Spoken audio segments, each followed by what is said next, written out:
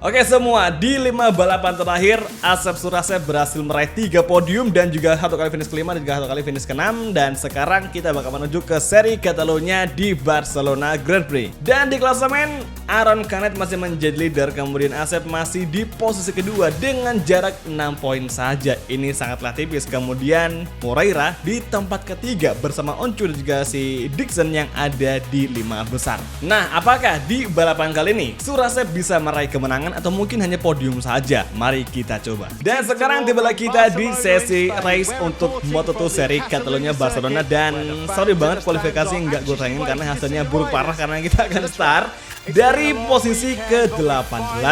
Gila jauh sekali. Kita bersedengan sama Senna Agius dan juga Ivan Ortola. Marco Ramirez start dari pole. Dan kemudian untuk yang ada di posisi kedua ada wakil dari Red Bull KTM Ajo, yakni Denis Oncu.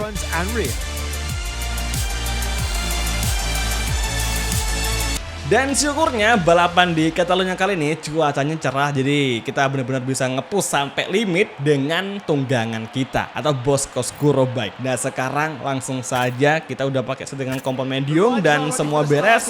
Kalau gitu langsung aja kita mulai untuk round ke-17 Moto2 Grand Prix of Barcelona Catalunya. Here we go. Oke semua, dan inilah dia sesi satu kelas Moto2 Catalunya Grand Prix round ke-7. It's on the way. Langsung saja kita full gas menuju tikungan pertama. Mari kita saksikan berapakah tempat yang bisa kita ambil alih di sektor 1. Oke, kita ambil inside line. Hati-hati hindari kontak sebisa mungkin dan kita bertahan dan masih bisa masuk dari inside line hingga di tikungan kedua. Kita masih berupaya untuk mendapatkan tempat yang sangat bagus. Oke, tikungan 3, sektor 2 sudah kita masuki dan Surasep beranjak hingga posisi ke-8. Total 10 posisi udah kita raih cuy. Oke, hairpin corner di tikungan keempat. Kini ada Arbol di belakang kita, yakni rekan tim kita di Pramac Moto2. Kemudian Aron Canet terjun di tempat ke-7. Entry corner, tikungan ke-5, exit corner kembali. Overtaking datang dari Arbolino. Kita overtake balik dan yes, finally di tikungan ke-7 Surasep kembali mengambil tempat ke-8. Kali ini gap dengan leader 1,1. Gap antara Marco Ramirez dan juga dengan Asep Surasep. Menuju tikungan ke-10 kita kejar lagi Aron Canet di La Caixa. Oke, masih berupaya Surasep mengambil outside line dan kita tutup jalurnya. Bisakah? Finally yes. Mantap jua, akhirnya Asep Surasep menempati tempat ke-6 dan sudah mengovertaking Colin Veyer dan juga Aron Canet. Dan saat ini Surasep tinggal satu langkah lagi akan menembus tempat ke-5 alias 5 besar dari Barry Baltus. Last sektor, lap pertama hampir usai. Last corner, bersiap-siap di lurusan atau di main straight. Kita akan memburu Barry Baltus dan juga Diego Moreira di braking zone tikungan pertama. Lap kedua kita masuki, here we go. Kita mencoba untuk late braking. Bersiap-siap mengambil inside line, bisakah? Masih bisa. Dan kini Surasep masih di blocking. Oke, kita ambil inside line dari Barry Baltus. Kali ini momentum kita dapatkan. Sebuah langkah yang sangat baik dari Asep Surasep untuk masuk ke besar, namun kita cukup sliding sehingga Barry Baltus kembali melawan. Gara-gara ban belakang sliding, akhirnya kita kehilangan traksi dan Barry Baltus datang untuk mengovertaking. Oke, tikungan ke-5 yang cukup melebar, kembali ke racing line dan hati-hati di belakang masih ada Colin Veyer, reketin dari Denis Oncu. Tikungan ke-7 early braking. Gap masih rapat dengan leader Marco Ramirez 0,8 dari Asep Surasep. Kali ini bersiap-siap di backstride menuju La Caixa. Here we go. Kita buru Barry Baltus dari inside. Gak bisa. Oke, dari outside. Dan kali ini sebuah langkah yang sangat berani dari Asep yang mengovertaking Barry Baltus. Dan kini Barry Baltus sudah kita overtaking untuk posisi ke-5. Kalau nggak bisa ngambil dari inside, ya udah kita ambil dari outside line. Karena untuk AI dari MotoGP 25 itu memang lebih pandai mendefense dengan menempatkan posisinya itu di bagian dalam ketika breaking zone, sehingga untuk kita ngelakuin overtaking dari celah dalam itu agak sulit. Dan kembali Barry Baltus melawan. Oke, nggak apa-apa. Masih lap ketiga awal. Full gas dan Surasep menjadi fastest lap of the race. Di lap kedua tadi, breaking zone. Late breaking lah kita overtaking Barry Baltus dan Diego Moreira kita overtaking nyaris, dan ada peluang. Oke, masih di defense oleh Diego Moreira. Tikungan ketiga, sektor kedua awal, kita dijepit oleh dua rider dengan tim yang sama. Kemudian full gas lagi. Tikungan keempat, masuk perlahan. Pramakoto tuh masih berjuang keras, berupaya, namun overtaking datang lagi dari Barry Baltus. Dan beruntungnya masih bisa kita tahan dengan tidak memberikan ruang kepada Barry Baltus itu sendiri. Oke, kini Marco Ramirez di overtaking oleh Dennis Onco, sehingga sekarang Marco Ramirez turun di posisi kedua. Dixon masih di tempat ketiga. Exit corner menuju tikungan ke-9. Masuk perlahan. Stay gear 2, bersiap-siap full gas lagi di backstride menuju tikungan ke-10 Lacaiza. So far, kompon ban kita belakang itu udah terdegradasi parah, khususnya di sebelah kanan. Tinggal separuh lagi cuy, padahal balapan masih ada 3 lap lagi. Dan untuk ban depan, gokilnya bener-bener bisa bertahan. Padahal kalau dipikir juga di Catalunya ini, kita juga sering ngelakuin pengereman keras, sehingga kompon ban pasti bakal menjadi lebih stres cuy. Tapi nggak tahu kenapa kok bisa seperti ini. Oke, last corner kita masuki, dan sekarang lap ketiga hampir usai. Pertarungan untuk 4 besar terjadi di antara Asep dan juga Barry Baltus. Full gas, main straight, oke. Hampir ke overtake sama si Barry Baltus, dan Onco menjadi race leader. First corner, kita mencoba late braking dan mencoba merapatkan gap untuk Diego Moreira yang benar. Tikungan ketiga, stay in the line. Stay gear 3, bersiap-siap, full gas lagi. Serangan datang dari Barry Baltus, cukup merepotkan.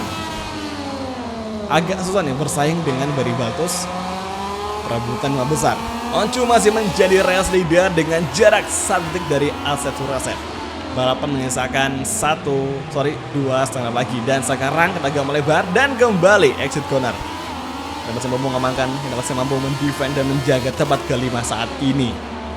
Kalau andai pun kita nggak bisa podium, oke lah, kita finish ke-5 aja. Toh juga ini merupakan hasil yang udah sangat bagus, mengingat kita di balapan kali ini startnya dari urutan ke-18. Bayangin, kita dari posisi ke-18 naik hingga tempat ke-5 saat ini. Dan satu peringatan akhirnya kita dapetin dari MotoGP Steward. Kita ambil outside line dan Diego Moreira masih mendefend. Oke, kita ambil terus, dan akhirnya upaya dari Asep untuk mendapatkan posisi keempat sudah berhasil kita dapatkan. Dan sekarang tinggal kita mendefend saja serangan dari Diego Moreira. Nggak tahu kenapa di turn 10 itu AI cenderung ngambil sebelah dalam, sehingga untuk kita ngelakuin overtake dari outside line itu sangatlah terbuka lebar. Jadi kita ambil aja kesempatan yang bisa kita maksimalkan. Dan sekarang last corner, 3 riders sekarang ada di depan dari Asep Surasep. Here we go. Kita mencoba slipstream, dan di first corner kita block pas Jack Dixon. Finally, overtaking dari Asep berhasil membuat Dixon terlempar dari zona podium. Dan kini Asep Surasep, Black Mamba from Indonesia, menempati podium. Oh my goodness mate. Dan belakang udah aus parah sebelah kanan, jadi wajar jika kita sering ngesot-ngesot. Jadi itu wajar sekali. Dan sekarang tikungan hairpin masih Dixon di belakang. Apakah dengan sisa kompon ban seperti ini Surasep masih mampu menjaga tempat ketiga? Mari kita saksikan hingga akhir balapan. Tikungan ke-7, entry corner. Oke, kita agak melebar, cukup melebar, tapi it's okay, nggak masalah. Dan sekarang tikungan ke-9. Sekarang ini yang menjadi masalah utama kita adalah ban belakang di bagian kanan. Lihat aja, itu udah habis parah, dan seseorang terjatuh di lap ke-5 ini. Entry corner, Lacaiza bertahan Kita masih berupaya mengejar Marco Ramirez. Sebenarnya kita udah podium itu udah bagus banget ya guys ya. Tapi kalau bisa mungkin gue bakal ngejar untuk yang terakhir kalinya mengejar Marco Ramirez. Barangkali kita ada peluang atau ada kesempatan. Memang secara kondisi ban kita udah sangat keausan ban belakang, tapi ban depan untuk pengereman masih bisa bagus. Jadi kita bakal mencoba untuk mencari peluang dengan cara light braking. Ban kita depan masih menganggur parah juga. Sekarang di first corner, inilah dia lap ke-6. Asep sudah mencoba braking, kita overtaking, masih di defense oleh Marco Ramirez. Kita ambil inside line, masih belum bisa. Oke, kini, aduh belakang shortcut. Tikungan ketiga, masuk perlahan lagi. Masih gear 2, bertahan, step by step. Come on guys, come on. Oke, ban belakang. Dari tadi ngesot terus. Oke, inside line di tikungan keempat. Akhirnya Surasep semakin rapat. Gap masih aman. Oke guys, come on. Setengah lap lagi. Kita harus bisa men-overtaking Marco Ramirez. Black Mamba, come on guys, come on. Please. Bisa nih. Semoga bisa P2. Oke, come on. Tikungan 6, tikungan 7. Oke, slow, kalem. Oh yes, akhirnya kita ambil inside line. Karena tadi Marco Ramirez cukup ngebuka ruang. Dan kita masuk tanpa adanya teguran atau peringatan dari MotoGP Stewart. Dan saat ini tinggal 1 sektor lagi. P2 kita dapatkan. Luar biasa. Lajaisa. Apakah Oncu atau mungkin The Black Mamba yang meraih kemenangan? Oke, 3 tikungan tersisa. Come on, Oncu semakin lambat. Dia udah kehabisan ban. Nah sekarang 2 tikungan terakhir menuju tikungan terakhir. Apakah Oncu melebar? Oke, enggak, aman. Dan ya, akhirnya Oncu menang dan Surasep menempati tempat kedua. What a comeback dari Asep yang start ke-18 masih finish di P2. Bahkan kita pun tidak menjadi fastest lap of the race di balapan kali ini. Namun kita bisa berupaya dan menjaga kestabilan gaya balap kita, dan dengan cara lap braking kita mampu untuk langsung menembus ya, meskipun harus step by step dari lap pertama hingga lap akhir kita berhasil P2 di GP Catalunya.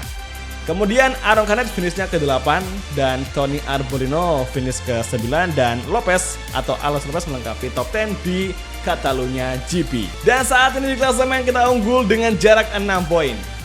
Kita sekarang di posisi puncak, menggeser Aaron Canet. Ya emang sih, kita cuma sekali meraih kemenangan di seri pertama, itu pun terbantu karena bug dan dibantu juga sama para pembalap yang nggak bisa konsisten untuk bersaing di barisan depan.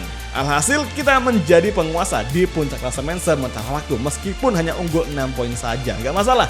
Bahkan di klasemen tim pun kita bersama Tony Arbolino berhasil menjadi pemimpin dengan unggul 13 poin dari tim yang ada di posisi kedua. Oke, race masih panjang dan semoga aja konsistensi dari Asep bisa kita pertahankan hingga di akhir musim. Sekalipun kita nggak ngeraih kemenangan karena tujuan kita buat Jurdun di musim ini. Aneh pun nggak bisa, ya udah kita harus legowo aja.